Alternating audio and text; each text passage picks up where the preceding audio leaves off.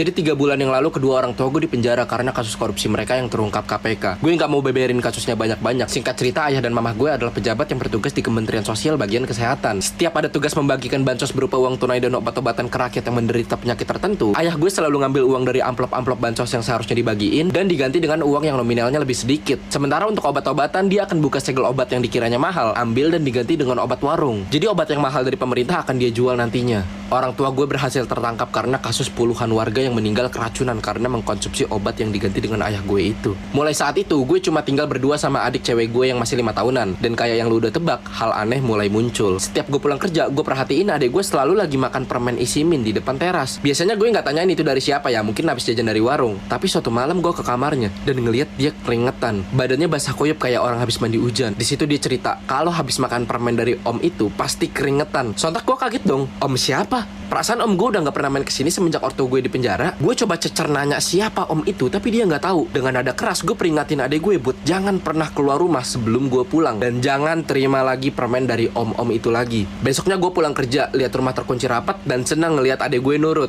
Hari kedua gue pulang kerja, gue perhatiin lubang kunci pintu kok kayak rusak ya, kayak ada orang yang maksa buat masuk pintu ini. Hari ketiga gue pulang kerja, lubang kunci pintu gue dol dan beneran rusak gak bisa dibuka. Hari itu harus gue bobol kunci pintunya dan baru bisa kebuka. Gue berangkat kerja besoknya dengan niat beli gagang kunci pintu baru. Hari keempat gue pulang kerja, badan gue lemas seketika ngelihat jendela rumah pecah, pintu gue kebuka lebar dan isi rumah berantakan.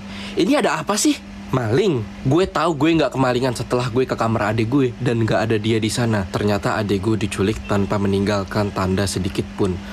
Gue nangis sejadi-jadinya saat itu, menatap seisi rumah gue yang berserakan barang-barang. Gue cuma berharap adik gue diculik dalam keadaan hidup sampai kembali kalau memang ditakdirkan. Setelah tangisan panjang, malam itu gue ke kantor polisi untuk melapor. Dan tetangga satu komplek gue yang orang Cina juga ada di sana ngelaporin hal yang sama, rumahnya dibobol dan anaknya diculik. Gue sih nggak banyak ngobrol langsung karena mereka ini Cina asli, bukan Cindo, jadi nggak bisa bahasa Indonesia. Polisi menjelaskan kita berdua memiliki kejadian yang sama persis. Bahkan anak dia juga perempuan 5 tahunan. Artinya clue-clue yang kita dapatkan ini sama. Ini akan mempermudah pencarian polisi nanti. Gue laporin semuanya termasuk permen isi min waktu itu. Gue pulang dengan pasrah dan tidur dengan gelisah. Paginya HP gue bunyi, telepon dari kepolisian yang mengatakan bahwa hasil lab menunjukkan bahwa permen lollipop yang dimakan adik gue telah dimodifikasi. Isinya dibuang dan diganti dengan obat terlarang alias.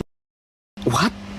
Kok kayak nggak asing sama kejadiannya ya? Apa ini ada hubungannya dengan kasus orang tua gue? Atau ini adalah balas dendam dari korban obat palsu orang tua gue? Gue nggak tahu jawaban pastinya apa. Rasa penasaran gue tinggi, namun prioritas gue adalah tetap berharap adik gue berhasil ditemukan. Hari demi hari berlalu, gue resign dari kerjaan karena kondisi gue yang menurun drastis. Gue cuma di rumah sambil pakai liquid favorit gue dari BYND. Rasanya cocok banget di mulut gue dan bikin hari gue enjoy. Cek TikToknya di caption buruan. Harapan